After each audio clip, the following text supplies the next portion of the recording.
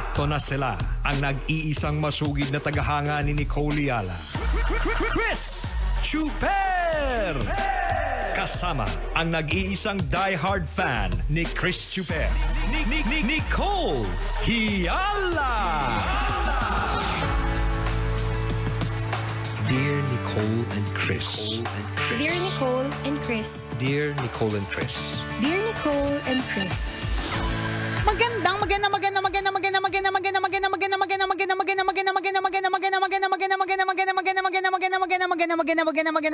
tanghali, mga tambalanista, mga kabisyo. Hi, partner!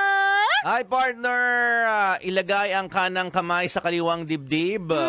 At sumayaw ng Ikembot. Spaghetting pababa.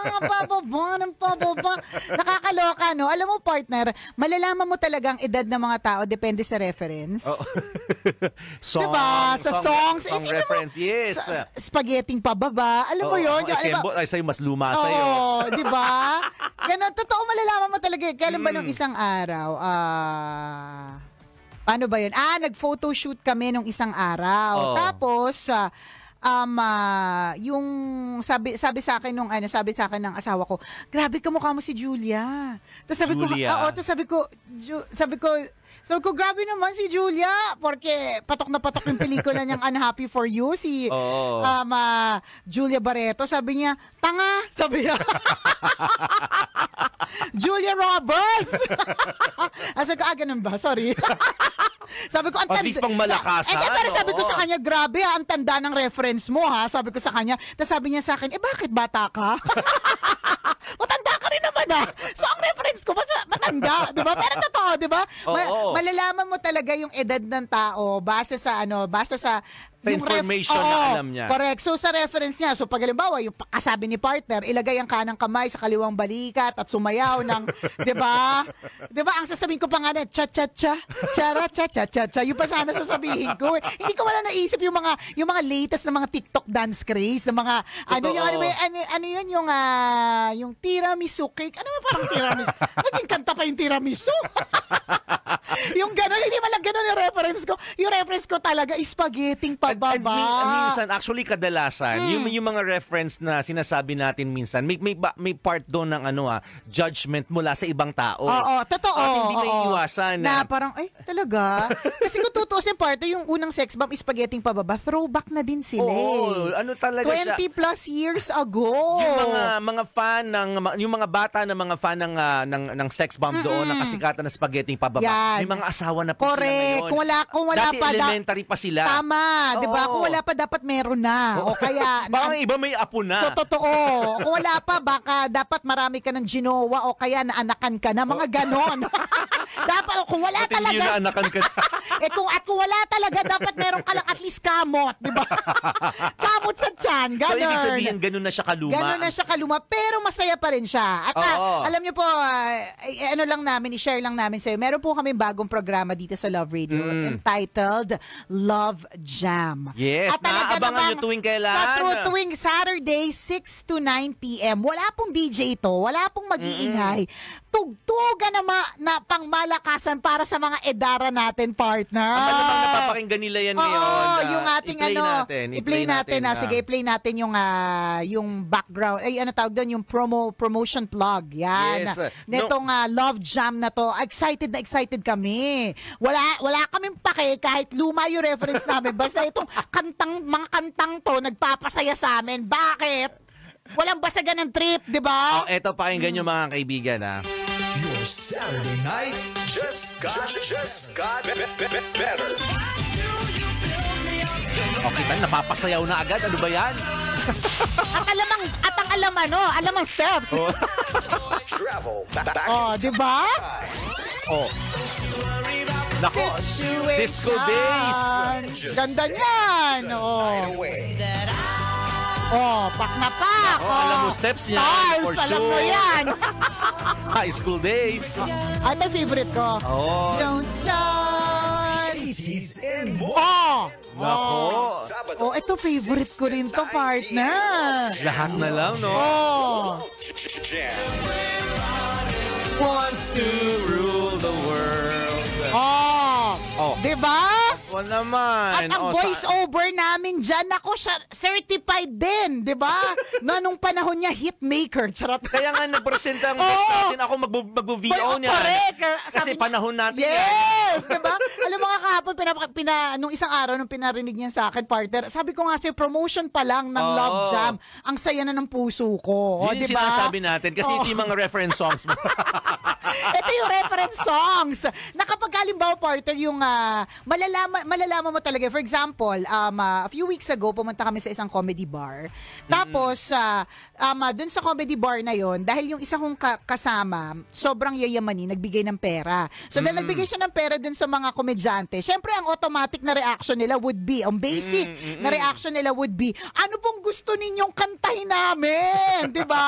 Bibigay na tayo, syempre. Syempre, Kahit diba? ano, bibigay namin sa'yo, binigyan mo ko yung pera eh. Sa true, ang nangyari? partner, yung yung certified na magagaling kumanta, dun sa, kasi minsan komedyante lang. Minsan, meron dyan singer, ang role niya, taga-sing lang talaga. Pagbatuhan na ng mga hirit, wala na siya doon, di ba? So yung gusto namin kanta na medyo matataas at luma na mga Lloyd Umali levels, partner. Tsaka mga Phantom of the Opera levels, mga ganon kaluma, partner, hindi alam nung bata. So hindi nakanta, partner.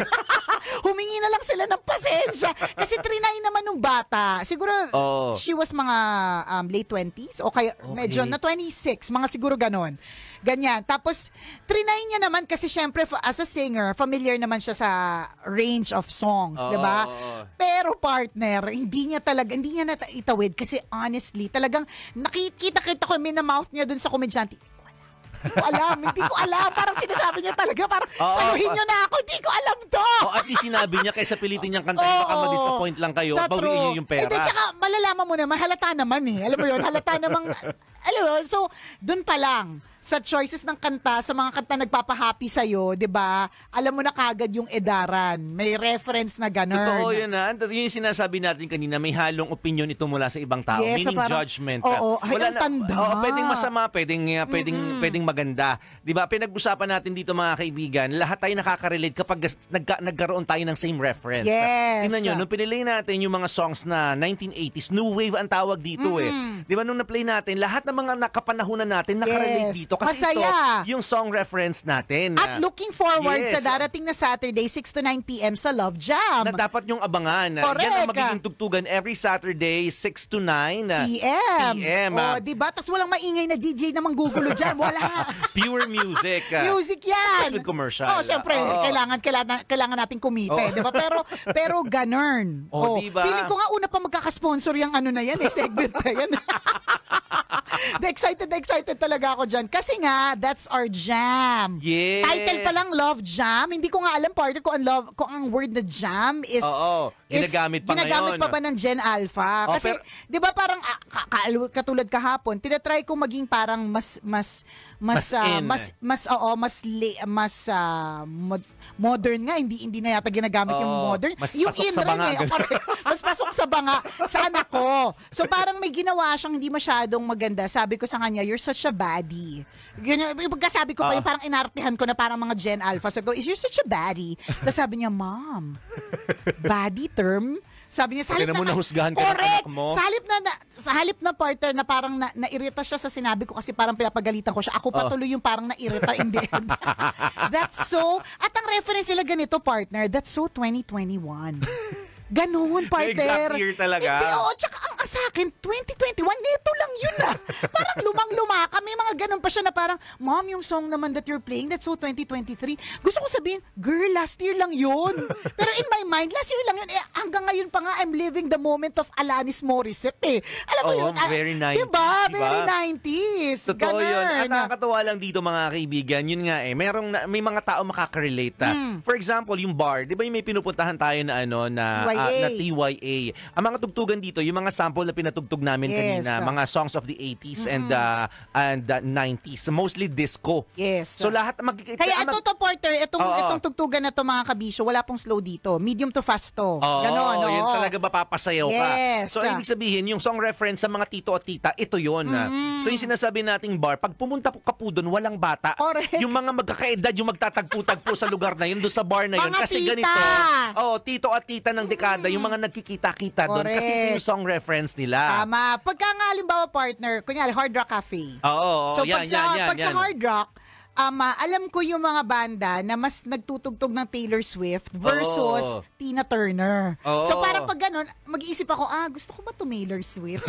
Kung tutuusin, si Taylor Swift, meron pa rin naman siya mga bago, pero matagal na rin siyang artist. Pero technically, mas bata. Pero as a tita, iniisip ko pa rin, Taylor Swift versus James Taylor. James Taylor. Correct, mga panahon no? Kaya, ang mga kanta ni Taylor, love song versus Buttercup. Doon ako sa, yung bandang kakanta ng Buttercup. Kasi doon ako sasayaw Oo. Yung ganon. And for some, ano yun parang, ang tanda nyo na.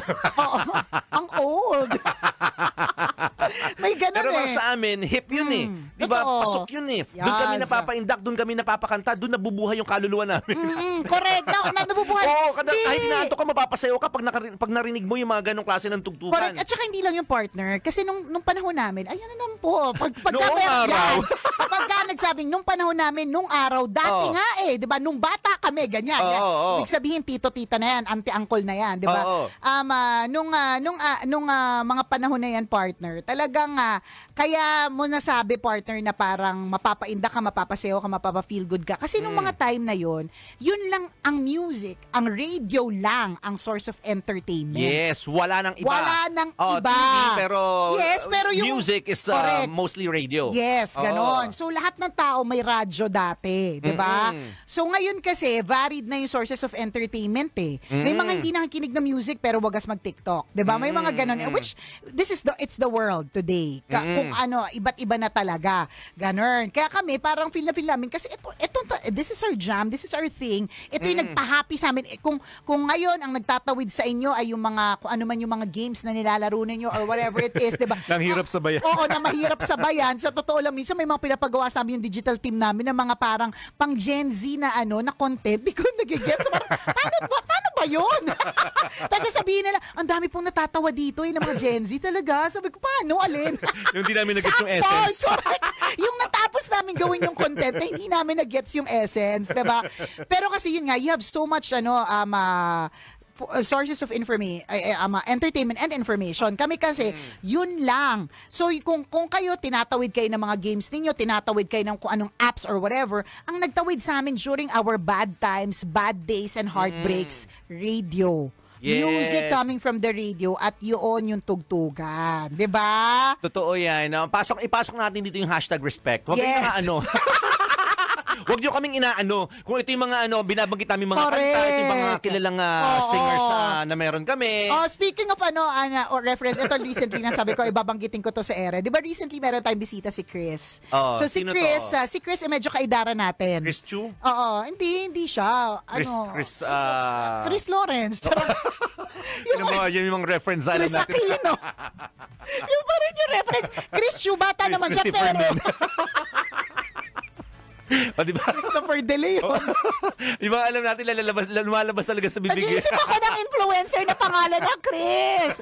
So, tambalinista ito. Tambalinista na Chris ang pangalan. Nakaidara natin. So, parang sinasabi niya na kaya relate siya sa lahat ng sinasabi natin. Wala yata tayong binitawan na hindi siya tumawa ng malakas. Kasi nga, kaidara natin itong si Chris.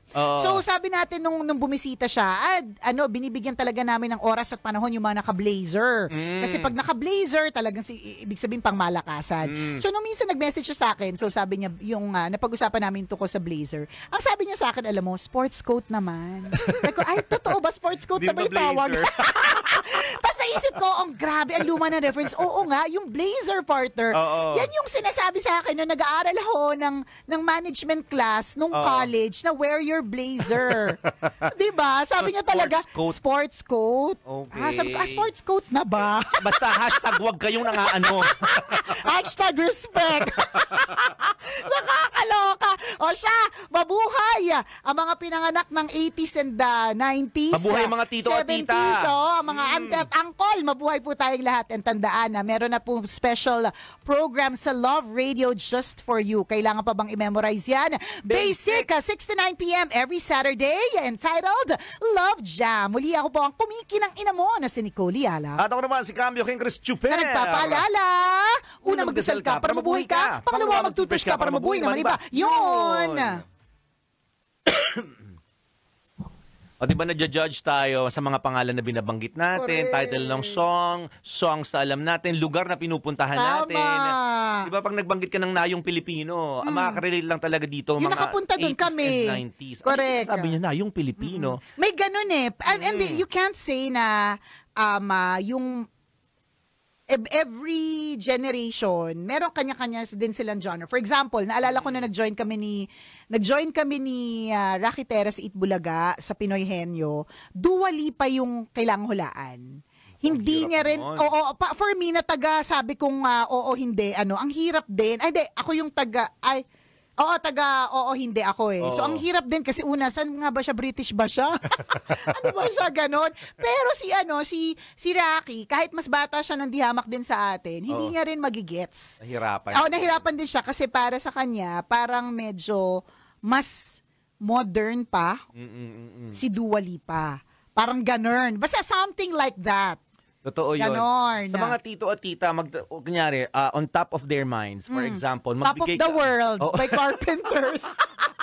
Sasabihin na, diba, Oo. kanta ka na. Oo, yan, Diba? yan. On top of their mind, ang itatype talaga nila Carpenters. Yeah. Diba? Mga Carpenters, Oo.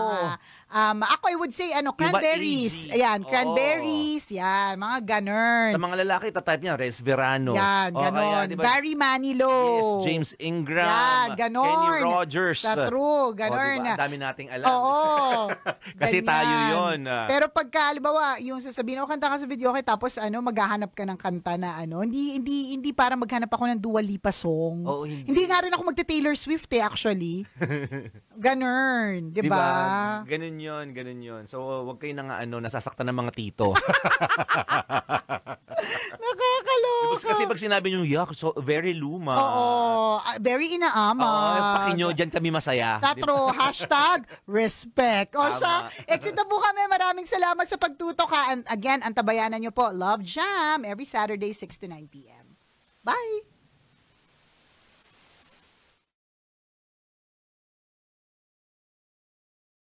Kailangan pa bang i-memorize yan? Love Radio. Basic!